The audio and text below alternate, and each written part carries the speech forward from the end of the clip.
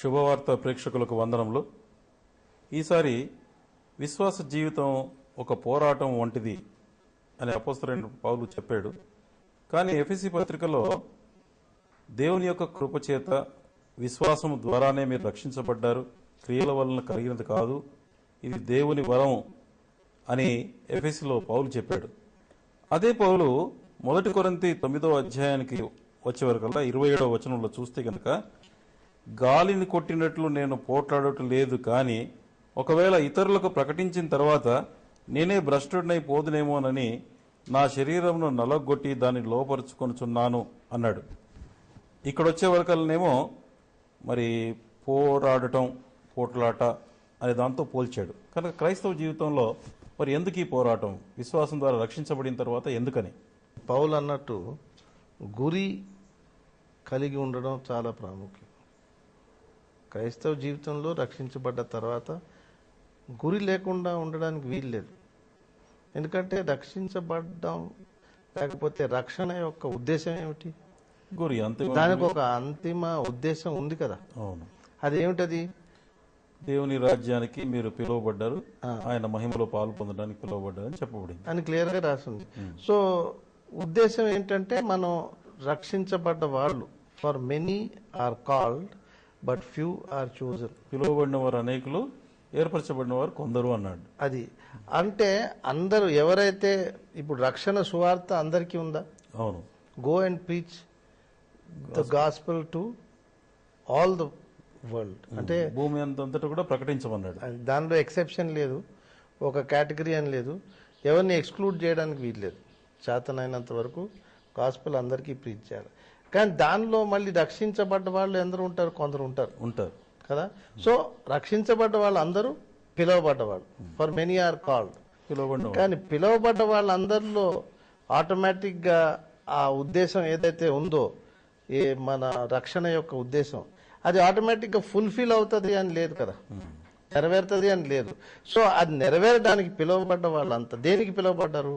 ఆయన రాజ్యములకు మహిమకు పిలువబడ్డారు. అది. సో పిలువబడ్డ వాళ్ళందరూ ఆ గురి వాళ్ళ ఎదురుగుండా పెట్టుకుని గురి వద్దకు పరిగెట్టాలి. అంటే they should seek to run that race and win that prize of the kingdom. బహుమానం పొందేటట్లుగా ఆ గురిని చూసుకుని వెళ్తూ ఉండాలి. అది. సో అందుకే పౌలు అన్నాడు, నీకు పౌలు క్లియర్గా చెప్తాడు, నేను గాల్లో కొట్టడం లేదంటాడు. సాధారణంగా క్రైస్తవులు రక్షించబడ్డ తర్వాత వాళ్ళకి ఇంకేంటో అనుకుంటారు. ఒకటేంటంటే, రక్షించబడ్డ తర్వాత చర్చికి వెళ్ళాలా, అందరితో పాటు ప్రతి సండే చర్చికి వెళ్ళాలా, ప్రార్థన కూటికి అటెండ్ అవ్వాలా, స్పెషల్ మీటింగ్స్ అటెండ్ అవ్వాలా. సాధారణంగా దీనిలోనే వాళ్ళంతా నిమగ్నమై ఉంటారు. కానీ ఇది చేస్తూ అసలైన గురి ఏమిటి, ఇవి చేయడానికి ఉద్దేశం ఏంటి అంత ఫైనల్ గా అని ఆ గమనికలో ఉండాలి వాళ్ళు. ఆ గమనికలో ఉంటే వాళ్ళకి ఈ పరలోక రాజ్యాన్ని మనం స్వతంత్రించుకోవాలి. ఒకరోజు మనం ఈ పరుగు పందెంలో నెగ్గాల అనే ఒక గొప్ప దృక్పథంతో వాళ్ళ జీవితం గడపాల. పౌలు అనేది అది ఆ పరలోక రాజ్యానికి సంబంధించిన పరుగు పందెం అంటారు. దానికి స్ట్రగుల్ చేయాలి కదా, దానికి చాలా కృషి చేయాలి, కష్టపడాలి, ముందుకు సాగాలి. ఎటువంటి కృషి? పౌలు 2 విధాలుగా మాట్లాడతాడు. ఒకటేంటంటే పరుగు పందెం నేను గెలవాలని. మీరు ఫిలిప్పీ 3:14 చదవండి. ఫిలిప్పీ 3:14. క్రీస్తు యేసునందు దేవుని ఉన్నతమైన పిలుపునకు కలుగు బహుమానం పొందవలనని గురి వద్దకే పరిగెత్తుచున్నాను. గురి వద్దకే దేనికోసం పరిగెత్తున్నా? బహుమానం పొందడానికి. అంటే ఆ బహుమానం కొరకు ఈ జీవిత కాలం అంతా ఒక పరుగు పందెం తో సమానం అని మనం ఆలోచించుకుని అది ఎలాగా నెగ్గాలా అని ప్రయత్నించాలి. మళ్ళీ పౌలు అంటాడు, అది చట్ట ప్రకారం పరిగెట్టాలని, నియమం ప్రకారం, ఇష్టం వచ్చినట్టు కాదు, ఎవరికి తోస్తే వాడు కాదు. అది నియమం ప్రకారం పరిగెట్టాలంటే, ఇప్పుడు చూడండి, హెబ్రీ పత్రికలో 12వ అధ్యాయం 2వ వచనం చూడండి. అక్కడ మీకు యేసు ప్రభు యొక్క మన విశ్వాసం, యేసు ప్రభు అధికారంలో లేకపోతే అధికారం క్రింద ఎలా కొనసాగించాలా, ఈ పరుగు ఎలాగ ముగించాలా అని రాసింది ఒక మాట. అది మళ్ళీ చదివితే మనకు అర్థమవుతుంది. హెబ్రీ 12వ అధ్యాయం 1-2 వచనాలు. ఇంత గొప్ప సాక్షి సమూహం మేఘం వలె మనలను ఆవరించి ఉన్నందున మనము కూడా ప్రతి భారమును సిలువుగా చిక్కులబెట్టు పాపమును విడిచిపెట్టి విశ్వాసములకు కర్తయు దాన్ని కొనసాగించువాడనైన యేసు వైపు చూచు మన ఎదుట ఉంచబడిన పందెములో ఓపికతో పరిగెత్తదము. అదే మాట ఉంది కదా అక్కడ. కానీ యేసు వైపు చూచు అవును అని ఉంది అక్కడ. మన విశ్వాసానికి కర్తయ్య. నేను ఇంతకు ముందు కూడా ఒకసారి చెప్పాను, అది గ్రీక్ భాషలో ఆ పదానికి మాట ఆర్చిగాస్ అని, తెలుగులో సైన్యాధిపతి. అది అక్కడ కింద మరొక ట్రాన్స్లేషన్ సైన్యాధిపతి అని ఉంది. అంటే ఈ పరుగు పందెం చట్ట ప్రకారం లేకపోతే ఒక నియమం ప్రకారం పరిగెట్టాలంటే అదొక విధానం చూపించాడు అక్కడ మనకి. ఈ యేసు ప్రభువుని ఎప్పుడైతే నమ్ముతామో ఆయన మన విశ్వాసాన్ని కొనసాగించేవాడు అవుతాడు. ఈ విశ్వాసం లేకపోతే ఈ పందెం, ఈ పరుగు పందెం ఎలాగ ముగించాలా అనేది. ఎలాగ ముగిస్తారు? ఇష్టం వచ్చినట్టు కాదు. ఆయన మన సేనాధిపతిలాగా ఉండి మనల్ని నడిపించేవాడు అనమాట. సేనాధిపతికిను సోల్జర్ అంటే సైనికుడికి సంబంధం ఏమిటి? ఒకటే ఒక సంబంధం. అదేంటంటే సేనాధిపతి యొక్క ఆర్డర్ ఫాలో అవడం, కమాండ్. ఆయన ఏం ఆజ్ఞలిస్తే దాన్ని. So it's matter of authority and subjection. ఈ రెండే. అధికారం, దానికి లోబడాలి, విధేయత. అదే నియమం ప్రకారం మనం ఆ పరుగు పందెం ముగించాలి. అందుకే ఆయన మన విశ్వాసానికి కర్త, దాన్ని కొనసాగించేవాడు, పూర్తి చేసేవాడు ఆయనే. ఆ అథారిటీ కింద మనం పరిగెట్టాలి. అదే దానికి స్ట్రగుల్ అనమాట. ఎందుకంటే మనం మానవులుగా సహజంగా మన స్వభావం ఏమో దేవుని అధికారానికి వ్యతిరేకమైన స్వభావం. ఒక రకంగా ఒప్పుకోదు. కొందరు పిల్లలు చూడండి, ఎప్పుడన్నా ఎంతన్నా మనం మాట్లాడితే పిలవమని వాళ్ళ తల్లిదండ్రులు పిలిచి ఇది చెయ్యి అంటే వాళ్ళు చెయ్యి అన్నదే చెయ్యరు, ఇంకొకటి ఏదన్నా చేస్తారు. సో అలాగే వాళ్ళకి వ్యతిరేక స్వభావం. మనం కూడా దేవుని పట్ల, మన తండ్రి అని దేవుని పట్ల మారల్ ఇష్యూస్లో అంటే నీతియుక్తమైన జీవితం, అటువంటి దానికి సంబంధించి, నీతికి సంబంధించిన విషయాల్లో మన స్వభావం వ్యతిరేకమైంది. సో ఆయన అధికారం కింద ఉండడం అనేది కష్టమైన స్ట్రగుల్. అది చాలా కష్టమైన స్ట్రగుల్. అది కొనసాగించాలంటే ప్రతిరోజు మనం ఆ అధికారం యొక్క అవగాహనలో ఉండాలి. అదొకటి అనమాట. నియమం ప్రకారం పరిగెడుతున్నా, ఈ పందెం నేను పోరాడుతున్నా అంటే. రెండోది మారల్ స్ట్రగుల్. ఒకటి మారల్ స్ట్రగుల్. ఇప్పుడు చూడండి, రోమిల్కి రాసిన పత్రిక 7వ అధ్యాయం. నీతి పరంగా చూస్తే మానవుని స్వభావం దేవుని జీవానికి వ్యతిరేకమైంది. మనలో ఒక పాప నైజం ఉందంటాడు, పాప బీజం. అది మనల్ని వెనక లాగుతుంది అంటాడు. 7వ అధ్యాయం చూడండి 23లో అంటాడు. పౌలు తన విషయం చెప్తున్నాడు అనమాట. తన మనసులో ఉండే విషయం, తన స్వభావానికి చెందిన విషయం గురించి మాట్లాడుతున్నాడు ఇక్కడ. అయితే ఈ 23వ వచనంలో ఉంది, కానీ కొంచెం పైనుంచి చదువుతాను నేను. 18. నా యందు అనగా నా శరీరమందు మంచిది ఏది నివసింపదని నేను ఎరుగుదును. మేలైనది చేయవలనని కోరిక నాకు కలుగుచున్నది, కానీ దాన్ని చేయుట నాకు కలుగుటలేదు. నేను చేయగోరు మేలు చేయక చేయగోరుని కీడు చేయుచున్నాను. నేను కోరని దానిని చేసినట్లా దాన్ని చేయనది నా యందు నివసించు పాపమే కాని ఇక నేను కాదు. కాబట్టి మేలు చేయగోరు నాకు కీడు చేయుట కలుగుచున్నదని ఒక నియమం నాకు కనబడుచున్నది. అంతరంగ పురుషుని బట్టి దేవుని ధర్మశాస్త్రమందు నేను ఆనందించున్నాను, గాని వేరొక నియమము నా అవయములలో ఉన్నట్టు నాకు కనబడుచున్నది. అది నా మనస్సు నందున ధర్మశాస్త్రముతో పోరాడుచు నా అవయములలో ఉన్న పాప నియమమునకు నన్ను చెరపట్టి లోబరుచుకొనుచున్నది. అయ్యో, నేనెంత దౌర్భాగ్యుడను! ఇట్టి మరణంలోనకు శరీరం నుండి నన్ను ఎవడు విడిపించును. చూడండి, ఇప్పుడు పౌలు నీతి విషయంలో పోరాడే పోరాటం ఇది. ఎందుకంటే మన స్వభావంలో అది మనల్ని దేవుని విషయంలో లేకపోతే ఆయన జీవం విషయంలో మనల్ని కిందకి తీసే ఒక ప్రిన్సిపల్, ఒక నియమం ఉంది అని చెప్తున్నాడు.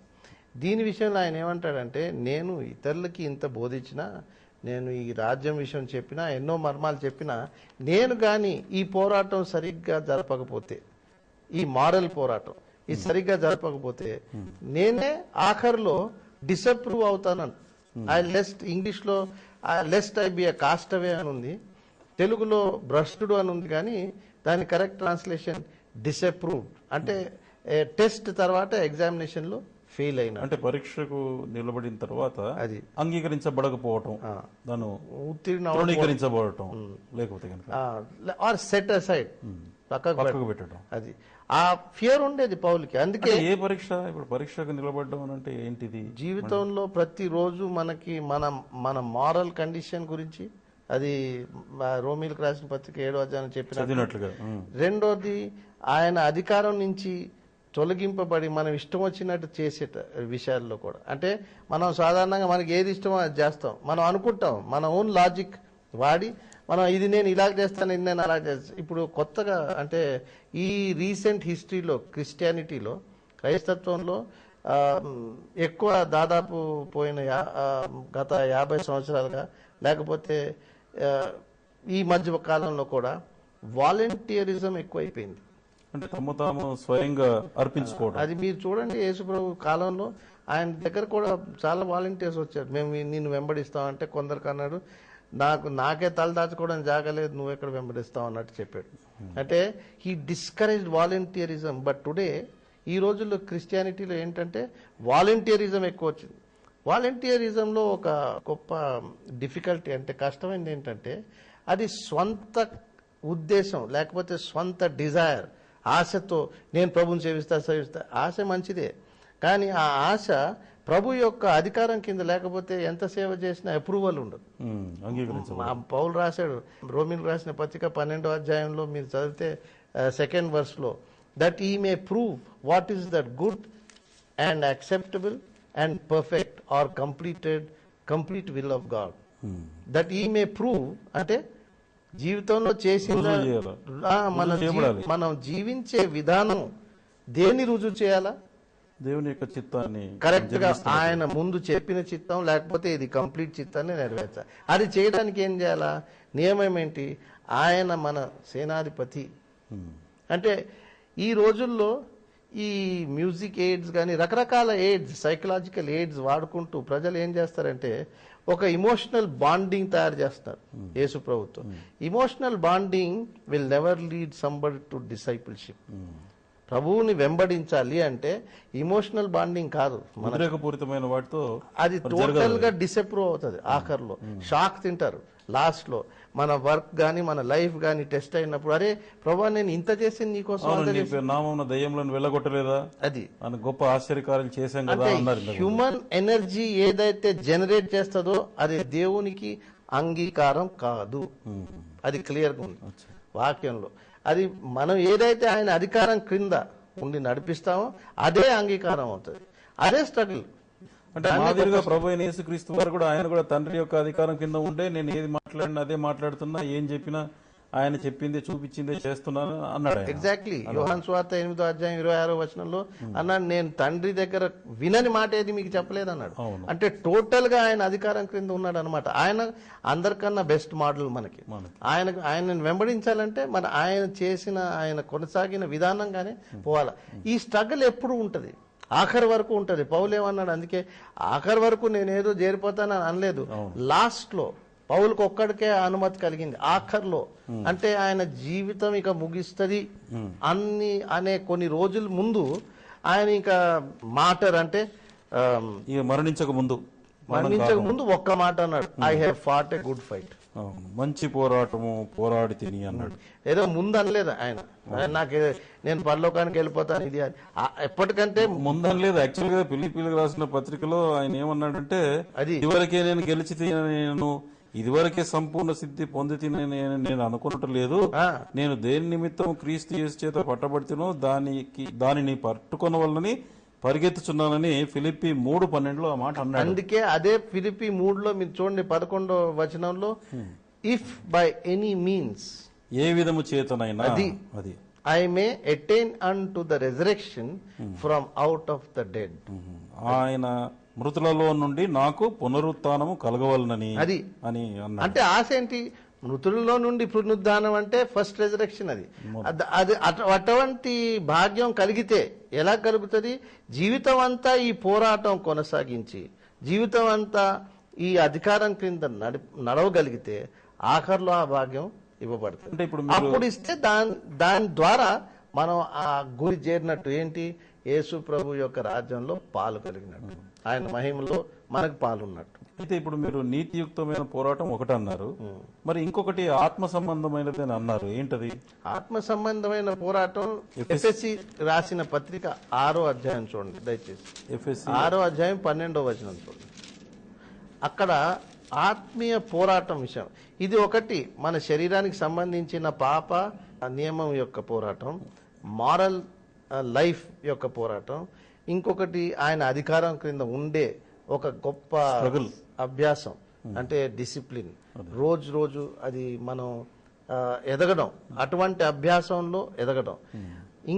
ఇంకొక స్థాయిలో పోరాటం ఏంటంటే ఆత్మీయ శక్తులతో పోరాడేది. ఆత్మీయ శక్తులతో శరీర మెథడ్స్.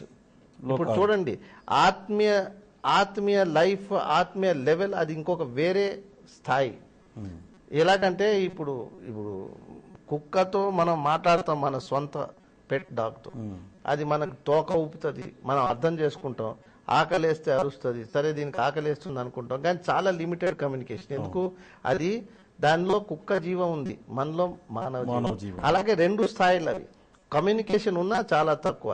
ఆత్మీయ విషయంలో కూడా ఆత్మీయ లెవెల్ వేరు. ఆత్మీయ పోరాటం మనం సొంతగా శరీర శక్తులతో చేయాలంటే ఎలా కుదురుతుంది? అది కుదరదు. ఆత్మీయ పోరాటం ఆయన చెప్పింది ఏంటంటే మన పోరాటం ఈ జీవితంలో మన శరీరంలో ఉన్నా, ఎందుకంటే సైతాను ఈ వాయుమండలం యొక్క అధిపతి కాబట్టి, మనుషులని ప్రేరేపించే శక్తి కాబట్టి, మనకి ఆత్మీయ పోరాటం కూడా ఈ జీవితంలో ఎదుర్కొనే అవకాశమే కాదు, అవసరం ఉంది. ఎఫెసీ 6వ అధ్యాయం 12వ వచనంలో, ఏలైనగా మనం పోరాడినది శరీరులతో కాదు, కానీ ప్రధానులతోనూ అధికారులతోనూ ప్రస్తుత అంధకార సంబంధులకు లోకనాథులతోనూ ఆకాశ మండలమందున్న దురాత్మల సమూహంతోనూ పోరాడుచున్నాము. ఇప్పుడు మన పోరాటం మనం ఇంతకు ముందు ఒక ఎపిసోడ్లో మనం మాట్లాడాం, ఈ వాయుమండలం పరలోకంలో ఏంజలిక్ అంటే ఈ దేవదూతల యొక్క వాళ్ళ పరిపాలన, దూతల యొక్క పరిపాలన, the obedient angels and disobedient angels. దేవుని దూతలు, విధేయ చూపే దేవుని దూతలు, తర్వాత అవిధేయులైనటువంటి సాతాను యొక్క దూతలు. అన్ని దూతలు దేవదూతలు కాదు. అవును. మళ్ళీ వాళ్ళ స్థాయిలు ఉన్నాయి, లెవెల్స్ ఆఫ్ హైరార్కీ ఉన్నాయి, వాళ్ళ యొక్క ప్రభుత్వం యొక్క అంతస్తులు ఉన్నాయి. అది ఆ అంతస్తుల ద్వారా మన మీద ప్రభావం కలుగుతుంది, ఒత్తిడి కలుగుతుంది. వాటిని పోరాడే విధం చూపిస్తాడు. ఏమంటాడంటే I wrestle not against flesh and blood, అంటే మనం పోరాడినది శరీరులతో కాదు అంటాడు. అది కనుక ఇది ఈ రెస్లింగ్ అనే మాటకు వస్తే పౌలు మనసులో ఏంటంటే గ్రీకో రోమన్ రెస్లింగ్ అంటారు. ఆ రోజుల్లో కూడా పౌలు బ్రతికున్న రోజుల్లో కూడా ఇప్పుడు ఏదైతే ఒలింపిక్ గేమ్స్ అవుతున్నాయో, ఈ ఒలింపిక్ గేమ్స్ ఆ రోజుల్లో కూడా అయ్యేవి, ఆ రోజుల్లో ప్రారంభమయ్యాయి. ఆ ఒలింపిక్ గేమ్స్ లో గ్రీకో రెస్లింగ్ అనే ఒక పందెం.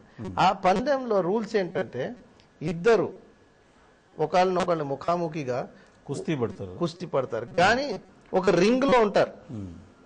ఇప్పుడు ఈ రింగ్ లో నుంచి కుస్తీ పడడం అంటే మన దేశంలో కుస్తీ పట్టే కుస్తీ కాదు. మన దేశంలో కుస్తీ పట్టాలంటే, గెలవాలంటే ఆ మనిషి పూర్తిగా నేల మీద పడాలి. ఇలాగా ఈ గ్రీకో రోమన్ రెస్లింగ్ లో నేల మీద పడే అవసరం లేదు.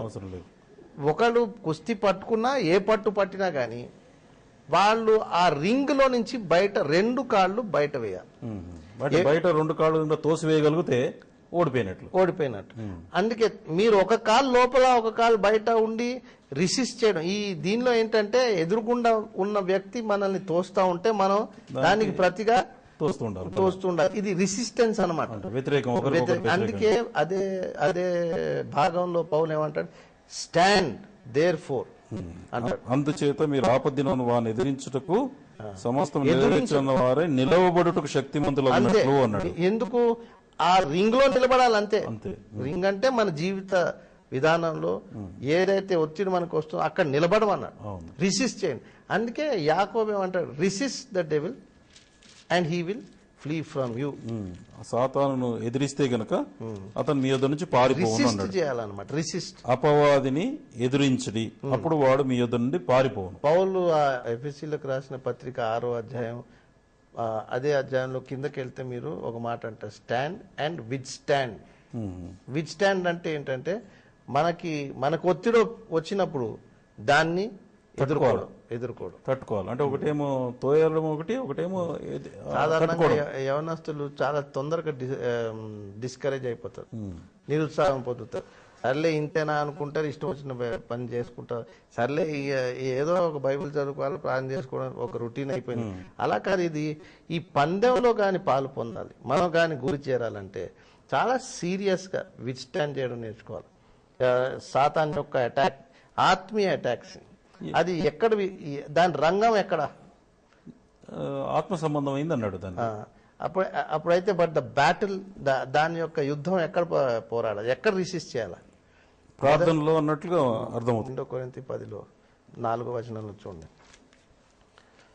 Hour weapons are not carnal but spiritual to the pulling down of strongholds. 2 కొరింథీ 10:4. మా యుద్ధోపకరణములు శరీర సంబంధమైనవి కావు గాని దేవుని ఎదుట దుర్గములను పడద్రోయి జాలినంత బలము కలవై ఉన్నవి. చూడండి, నేను అందుకే అన్న ఆత్మీయ పోరాటం ఆత్మీయ పనిముట్లతో చేయాలా, ఆత్మీయ లెవెల్లో చేయాలి, ఆత్మీయ విధానంగా చేయాలి. శరీరంతో సంబంధం కాదు, నిమిత్తం కాదు. ఇప్పుడు అది ఎక్కడ ఉన్నాయన్నాడు, అది మళ్ళీ చదవండి దయచేసి. మా యుద్ధోపకరణములు శరీర సంబంధమైనవి కావు గాని దేవుని ఎదుట దుర్గములను పడద్రోయి జాలినంత బలం కలవై ఉన్నవి.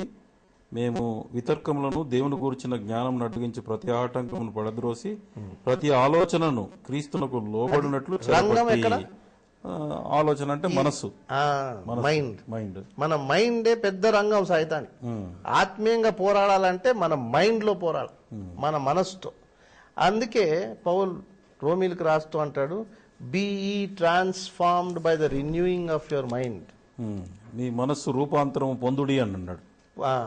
మీ ఆ మనస్సులో అస్సలు బ్యాటిల్ అన్నమాట. మనస్సు కానీ మనం కిటికీలు తెరిచి ద్వారాలు తెరిచి సైతాను కోసం కానీ చాలా హాయిగా రమ్మని మనం తెరిచి పెట్టామంటే ఊరికే పదాలు పలుకుతాం, కానీ మనం ఆత్మీయ పోరాటం ఎప్పటికీ పోరాటం. కిటికీలు తెరవడం అంటే మరి యొక్క తలంపులను మనం అనుమతించడం, అంతేనా? అదే రిసిస్ట్ చేయకుండా ఉండడం. ఎక్కడ రిసిస్ట్ చేయాలా? మైండ్ లో. ఇప్పుడు మీరు ఫిలిపియన్స్ చాప్టర్ 4:6 చూడండి, verse 7 కూడా, 8వ వచనం వరకు చదవండి.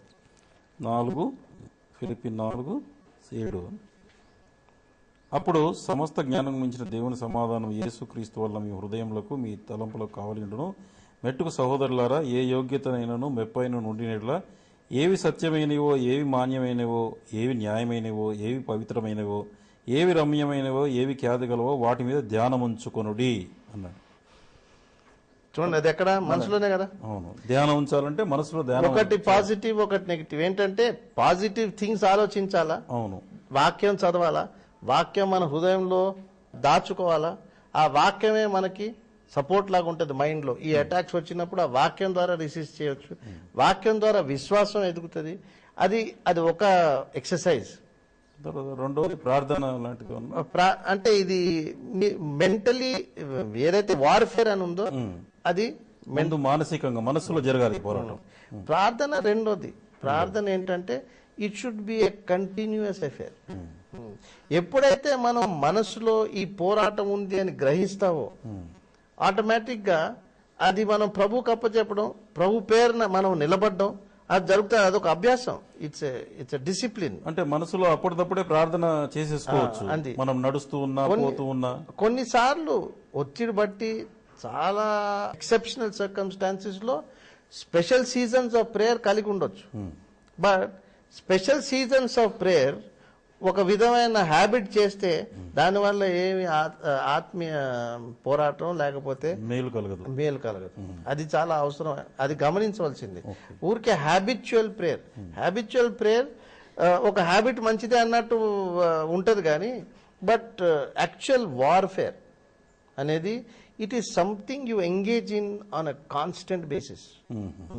కాన్స్టెంట్. అచ్చా, అంటే ఎప్పుడు ఎడతెగకుండా మనం అది మనసులో దృక్పథం కలిగి ఉండి దాన్ని పోరాడుతూ రావాలి. ఎందుకంటే పరిశుద్ధాత్మ దేవుడు మనలో ఉన్నాడు కదా, ఆయన సహాయం చేస్తాడు. అది అయితే మరి ఇప్పుడు ఈయన నా శరీరంను నలగొట్టుకుంటున్నాను అన్నాడు, మరి దాని అర్థం ఏంటి? అది మనం ఇంతకు ముందు డిస్క్రైబ్ చేయవలసిన శరీరం నలగొట్టుకుంటానంటే 2 లెవెల్స్ అన్నమాట. ఒకటి ఆత్మీయ లెవెల్, ఇప్పటి వరకు మనం మాట్లాడాం.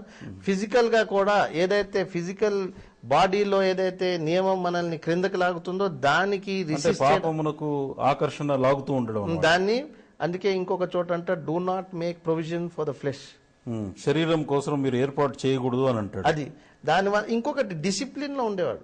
నేను నలగొడుతున్నానంటే బాడీగా ఇష్టం వచ్చినట్టు 10 గంటలకు లేవడం, ఎప్పుడైతే 2 గంటలు పడుకోవడం, దానికి ఒక డిసిప్లిన్ లేకుండా ఊరికే హసుకేసుకుంటూ, క్రైస్తవులు ఎందరో కొన్ని గంటలు ఊరికే టైం వేస్ట్ చేసుకుంటూ కూర్చుంటారు.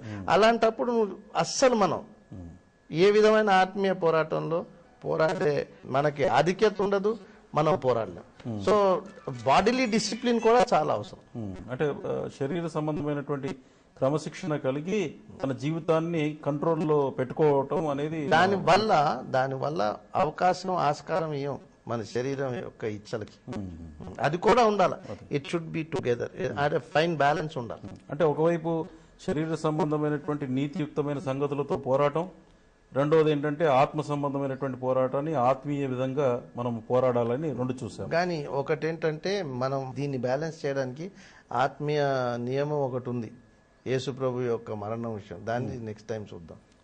సరే, అలాగైతే మరి ఇప్పుడు నేను తృణీకరించబడతానేమో, టెస్ట్ అంగీకరించబడనేమో, అంటే తెలుగులో భ్రష్టుడనవుతాననే మాటకి ఇందాక గ్రీక్ భాష యొక్క తర్జుమా ఇంగ్లీష్లో చెప్పబడినట్టుగా I may be rejected, disqualified, disapproved అనే మాట వచ్చింది కదా. మరి అది ఎక్కడి నుండి ఆయన ఏ విషయం చెప్తున్నాడు? ఎక్కడి నుంచి ఆయన అంటే ఎక్కడి నుంచి తృణీకరించబడతాడని, ఎక్కడి నుంచి? మన పరలోక రాజ్యం నుంచి ఎంట్రీ లేకుండా. అందుకే పేతురు అంటాడు that you may find an abundant entry in to the Kingdom. అక్కడ పరలోక రాజ్యంలో నువ్వు డిసప్రూవ్ అయితే ఆయన మహిమలో పాల్పొందావు. అది దాని నుంచి తృణీకరించబడ్డా. అయితే ఇప్పుడు రక్షణ విషయంలో స్థిరమే గాని, పాపక్షమాపణ కలిగినాక రక్షణ కలిగింది, మరి నరకం నుంచి తప్పించబడ్డాం. కానీ పరలోక రాజ్యంలో ప్రవేశం కోసమే ఈ యొక్క పోరాటం అంతా. నిత్య జీవం వరం అది ఎప్పుడు వాపస్ తీసుకోడు. అయితే ఒకవేళ మనము ఆయన కోరిన విధంగా జీవితం లేకపోతే పరలోక రాజ్యంలో ప్రవేశం కష్టము అనే విషయాన్ని మనం చూస్తూ వచ్చాం. ప్రవేశం లేకుండా కూడా అవకాశం ఉంది. కనుక ప్రేక్షకులారా, ఇప్పుడు సమయం అయిపోతుంది కాబట్టి ఇప్పుడు మనం స్టడీ చేసినటువంటి అంశాన్ని మరి ఒకసారి, మనం విశ్వాసం ద్వారా రక్షించబడ్డాం, అది దేవుని యొక్క ఉచిత వరం, పాపక్షమాపణ కలిగింది మనకు. కానీ మరి దేవుడు పిలిచినటువంటి పిలుపు ఆయన యొక్క రాజ్యమునకు మహిమకు పాలు పొందటానికే మనం ఇంకా భూలోకంలో మిగిలిపోయి ఉన్నాం. ఈ కాలంలో మన జీవితం మరి పరుగు పందెం లాంటిది, తర్వాత పోరాటం లాంటిదని మనం చూస్తూ వచ్చాం. పౌలు తన జీవితంలో 2 లెవెల్స్లో పోరాటం చెప్పాడు. ఒకటేంటంటే శరీర సంబంధమైనటువంటి స్ట్రగుల్ ఒకటి, తర్వాత ఆత్మ సంబంధమైన పోరాటం. మరి ఏ లెవెల్లో ఏది పోరాడాలో ఆ విషయాన్ని మనం ఒకటి చూసాం ఇక్కడ. అయితే అంతిమంగా మనం దేవుని రాజ్యంలో ప్రవేశించటమే దేవుని యొక్క ఉద్దేశం. కనుక ఈ దృష్టి కలిగి ఆయన కోరినట్లుగా మనం జీవించాలని దేవుడు కోరుతున్నాడు. ప్రార్థన చేసుకుందాం. ప్రియమైన మా తండ్రి, పరిశుద్ధమైన దేవ, మరొకసారి విశ్వాసంలో మమ్మల్ని కనికరించి నీ బిడ్డలుగా మమ్మల్ని మార్చినందుకు మీకు వందనాలు చెల్లిస్తున్నాం. అయితే నీ యొక్క ఉన్నతమైనటువంటి పిలుపు, నీ రాజ్యంలో మహిమలో మేము పాలు పొందాలని మమ్మల్ని పిలిచారు. దాని కొరకే ఇంకా ఈ భూలోకంలో ఉండి మాలో మార్పు కలుగజేస్తూ సంపూర్ణతకు తీసుకొని వెళ్తూ ఎదుట ఉంచినటువంటి గురి యొద్దకు మమ్మల్ని తీసుకొని వెళ్లాలని మీ ఉద్దేశం మాలో నెరవేర్చబడినట్లుగా మీ కార్యమును జరిగించము. మరి ఆత్మీయమైనటువంటి శరీరమైనటువంటి పోరాటంలో నీ యొక్క కృప ద్వారా, విశ్వాసం ద్వారా ప్రభువైన యేసుక్రీస్తు వారి యొక్క అధికారం కింద ఉంటూ మేము జయించడానికి మాకు నేర్పించుము. మా ప్రార్థనను అంగీకరించుము. మా కొరకును ప్రేక్షకుల కొరకు సహాయం చేయమని యేసు నామమున ప్రార్థిస్తున్నాం తండ్రి. ఆమేన్.